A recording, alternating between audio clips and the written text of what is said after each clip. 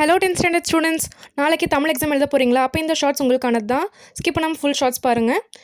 இப்போ பார்த்தீங்கன்னா 10ஆம் வகுப்பு பொதுத் தேர்வு தமிழ் கொஷின் பேப்பர் உங்களுக்கு 100 மார்க்ஸ்க்கு தான் இருக்க போகுது. அதில் வந்துட்டு பகுதி 1ல் உங்களுக்கு 15 1 மார்க்ஸ் கொடுத்துருப்பாங்க. அதில் நீங்கள் புக் பேக் 1 மார்க்ஸ் தரவு பண்ணீங்க அப்படின்னாவே ஃபுல்லாக எழுதிடலாம். அடுத்து பகுதி 2ல் உங்களுக்கு 2 பிரிவு இருக்கும்.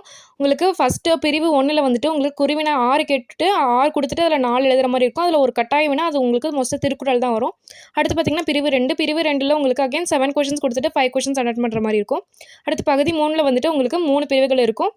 3லுமே வந்துட்டு 3 கொஷின் கொடுத்துட்டு அதில் 2 எழுதுகிற மாதிரி இருக்கும்.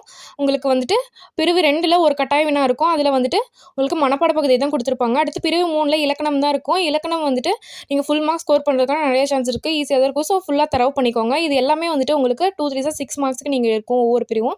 அடுத்து பார்த்தீங்கன்னா பகுதி 4ல் உங்களுக்கு 5 மார்க்ஸ் தான் இருக்குது. 5 5 மார்க் கொடுத்துருப்பாங்க. இது இது அல்லது அது அந்த மாதிரி இருக்கும். அதனால் வந்துட்டு உங்களுக்கு ஃபஸ்ட்டு சிறுவினா கேட்டிருப்பாங்க. அடுத்து வாழ்த்து மடல் இல்லைனா கடிதம் கேட்டிருப்பாங்க. அடுத்து படம் பார்த்து கருத்து எழுதுதல் கேட்டிருப்பாங்க. அடுத்து படிவம் கேட்டிருப்பாங்க. அப்புறம் லாஸ்ட்டாக பார்த்தீங்க அப்படின்னா மொழிபெயர்ப்பு தான் கொடுத்துருப்பாங்க. இதெல்லாம் நீங்கள் ஈஸியாக ஸ்கோர் பண்ணலாம். உங்களுக்கு புக்கில் கொடுத்துருக்க அதே மொழிபெயர்ப்பு தான் கேட்டிருப்பாங்க. அடுத்து பகுதி 5ல் பார்த்தீங்க அப்படின்னா உங்களுக்கு 3 கொஷின்ஸ் இருக்கும். இதுவுமே வந்துட்டு இது அல்லது அது 2 கொடுத்துட்டு ஏதாவது 1 இதர் ஆரில் கேட்டிருப்பாங்க. ஃபஸ்ட்டு வந்துட்டு உங்களுக்கு உரைநடை நெடுவினா இருக்கும். அடுத்து துணைப்பாட கட்டுரை கேட்பாங்க. அடுத்து பொதுக்கட்டுரை கேட்பாங்க.